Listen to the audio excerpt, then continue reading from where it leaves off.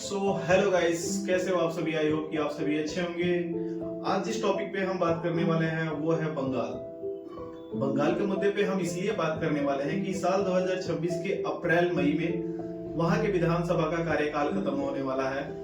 इसका मतलब ये है कि विधानसभा चुनाव अप्रैल मई 2026 के आसपास बंगाल में होने की उम्मीद है और इसको लेके वहां पे राजनीतिक हलचल बहुत ही तेज हो गई है। बंगाल से जुड़ी आइए कुछ रोचक तथ्य जानते हैं कि पिछली राजनीतिक घटनाएं बंगाल में क्या रही हैं। उसके बारे में आज थोड़ा सा हम संक्षेप में समझने का प्रयास करते हैं। दोस्तों, ये कहानी है उस बंगाल की जिसने दुनिया को क्रांति सिखाई, लेकिन आज खुद कुर्सी का अखाड़ा बना हुआ है। इसके बाद डॉक्टर विधान चंद्र राय ने बंगाल में कांग्रेस की एक मजबूत नींव रखी। इसकी वजह से ही उनको आधुनिक बंगाल का निर्माता भी कहा जाता है।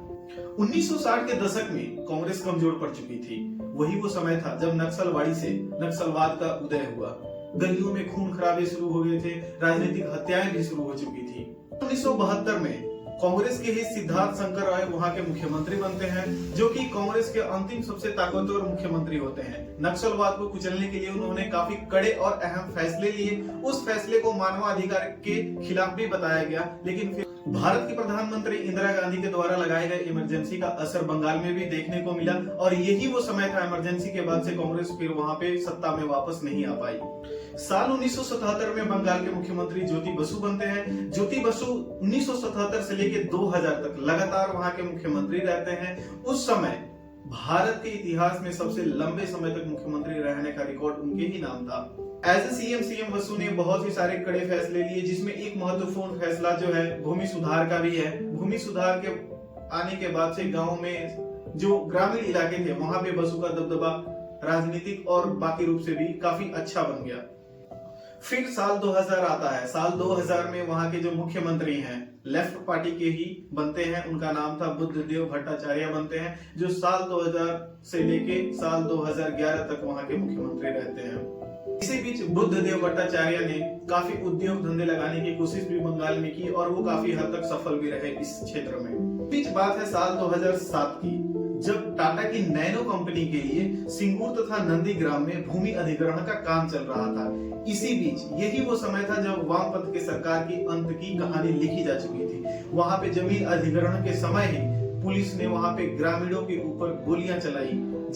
यही वो समय था जब खुलकर लोग अब उस लाल झंडे के खिलाफ सड़क पर आने शुरू हो गए थे। वामपंथ सरकार के खिलाफ लोग सड़क पर आना शुरू हो चुके थे। ये बंगाल में यही वो समय था जब माँ माटी मानुष का नारा ममता बनर्जी के नेतृत्व में लगने शुरू हो गए थे। ममता बनर्जी 2011 में बंगाल की मुख्यमंत्री बनती हैं। 20 मई 2011 को बंगाल के मुख्यमंत्री के रूप में ममता बनर्जी शपथ लेती हैं और वो 34 साल का जो अजय और अभेद किला था उसको उखाड़ फेंकती हैं और अभी तक प्रेजेंट में 2026 अभी चल रहा है, अभी तक मुख्यमंत्री वहां की वही है।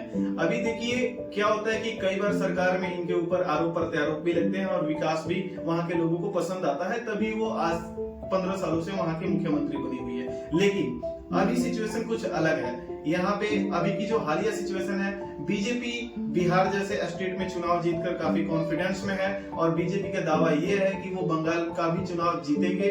लेकिन ममता ने जो कार्य किए हैं, ममता बनर्जी अपने कार्य के ऊपर लोगों से वोट मांग रही हैं। देखने वाली बात होगी कि क्या होता है, किसके पलड़े में जनता जाती है और किसके वादे सच्चे होते हैं, कहां तक जनता किसकी बातों में आ पाती है।